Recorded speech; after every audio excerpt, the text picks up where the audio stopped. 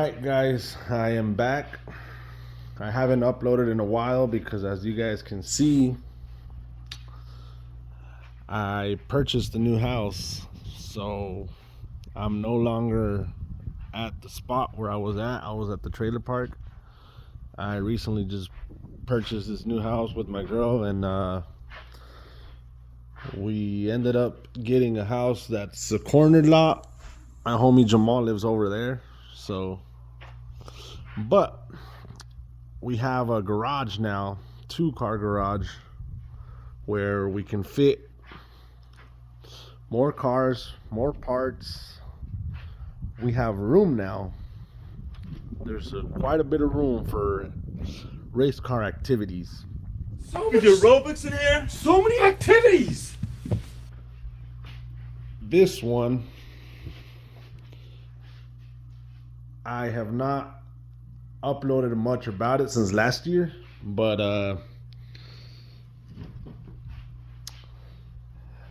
the process is on the way now of all-wheel driving it. I was planning on doing the front-wheel drive all-motor, but there's quite a bit of things that I kind of held back on. I'll get to that in a bit. This one is going to be a full drag car, no longer on the street. It's going to be a full track car dedicated to the track, and it's going to be all-wheel drive. This here is going to be the new setup on it.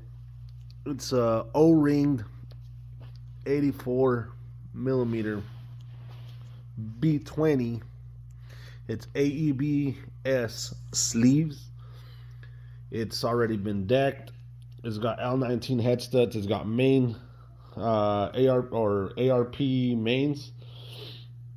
It's got a polished and balanced crank. You can see it. It's an OEM crank. It's been balanced and it's been micro polished. This one's a B16 head. This is a head that I picked up for $100 in Salem. It was a good deal. I took it to the machine shop. Machine shop checked it out. Everything's good. So that one's ready to go. I will not be using this head. This block is the one that's going to be getting the BME aluminum rods. They're solid rods, and diamond top Speed Factory Outlaw pistons with the 22 millimeter kingpin, or what's it called? The big pin. So that one's gonna have big boy parts, and the B20 that I built 2 years ago, the B20 VTEC, the one that I was gonna go for the all motor.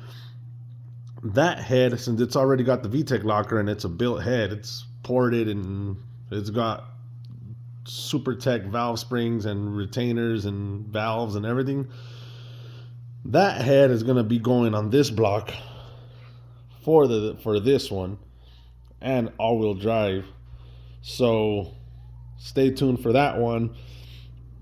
This head is the B16 head that's going to be going on that B20, so I could lower the compression, because according to the whole setup that I've been doing, the setup was going to be, it was going to be ranging from 13.5 to 1 to what was it, 14.1 to 1, something like that, because it's B20 with CTR 84 millimeter pistons, which are big dome, and that's a GSR head, which has got the square camber on the head. Those of you who know, they know the GSR and the B16s, they change. The GSR has the square camber on the head. So yeah, that one's gonna be too much compression. So, and it's got the VTEC locker, and I'm running the Skunk 2 Tuner 3 all motor cams, which they have the big lobe. And yeah, so that's gonna be a big issue. So instead, I'm gonna put this one on. That way it lowers the compression a little bit, and I'll be safer running E85 on it. And that one, once it's all assembled again, B20 VTEC with the B16 head, is going to be going in this one, my EM1. it will officially be retired from Boost. I have already took everything out of it. Oh shoot, I'm getting old, man. I'm getting old. I had a moan to bend over. This one, everything's already out of it. Harness is out, turbo kit's out, axles are out. It's literally just holding on the mounts. So this one will be retiring from Boost. It's gonna be all-wheel drive as well, but it's gonna be all-wheel drive so I can daily drive. It's not gonna be, I mean, I'm still gonna go to Mexico in it here and there, but it's gonna be my daily driver for work. And this one's gonna be my full dedicated race car. And oh snap! Oh, Manuel has it. Never mind. My black EG hatchback. That one I'm gonna sell it. It's funny because I have the EF-SI. I have the EF-SI. I have the EG-SI, and I have the EK-SI. So it's pretty cool. I didn't even realize that till a while back. But yeah, that's the plan so far with all this setup. So I will be showing you guys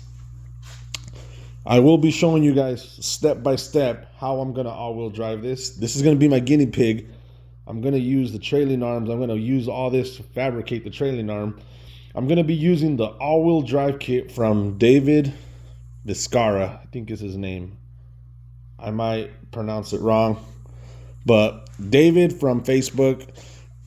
I will upload a picture of his post. He sells the all-wheel drive DIY all-wheel drive kits. He's not sponsoring. He's not anything. I'm just gonna share his post real quick so you guys can see where I'm gonna be grabbing my stuff from. I'll possibly be grabbing a couple from Hub City Performance. I will be using parts from HCP, and I will be using Power Factory Tuning, S1 build. I'm going to be looking for the best deals because this is going to be a budget. I'm not going to cheap out, but I'm not going to blow my bank account either. Everybody always says in order to go all-wheel drive, you got to blow like $4,000, $5,000. I'm going to show you guys step by step how to do it without breaking your bank account. This is going to be a video of how to do an all-wheel drive EF as budget as possible. I'm not going to cheap out on parts, but it's going to be budgetable as possible, and I'll keep track of all the things I'm spending. This video is not. The following video, I'm going to show you guys how it's going to be done little at a time. Like this, these trailing arms were drums, but they have 4 screws, which are T47s. Right here, they're T47s. There's 4 of them. You get them from the back, unscrew them, the whole spindle, the whole knuckle, you can, whatever you want to call it, the hub, it comes out, and you're left with just this trailing arm. I'm gonna show you guys how to do all that without hurting your bank account as much. I know David sells those DIY plates, and I'm gonna try and use all of his parts as much as I can, and hopefully my goal for this one is just, I know the engine is going to be capable of a lot more power, but I just want to get it running, see what it does. I'll tune it on low boost just to get comfortable in the seat and see what it's going to do. Probably like 600 horsepower. see what it does from there. If not, I'll even go lower. I'll probably do like 300 horsepower, 400 horsepower, just to see what it's gonna do. And then once we're ready, I'll probably tell Landa's my tuner, he's my guy, and I'll tell him to turn it up, see what we can do. 4 digits or bust. It'll be well capable of it because it's got all the good parts in it. So we'll see what we can do. If we have to toss it on a bigger software, which is Haul Tech, Field Tech, I'll see where my bank account is at, and I'll see if I can pull the freaking trigger on it. But as of right now, it's gonna be all Hyundai. Like I said, it's just a house build. It's a garage build. It's not a shop. But just the backyard mechanic who's wrenching on the after hours of a freaking 12-hour shift at work. So here you guys go, and hopefully I can catch you guys on the next video. Sorry I haven't been uploading because I've been too busy organizing, moving in, getting all sorted out. I have all my freaking parts up here. I labeled everything. I have quite a bit of parts, and I had to build my rack for my slicks and bring in my toolbox, buy a welder, and all sorts of stuff, man. So it's been a hell of a show, but luckily, thank God, we're already settled. We're already here, so I will see if I can upload more videos here soon. So thank you guys, and see you guys on the next video.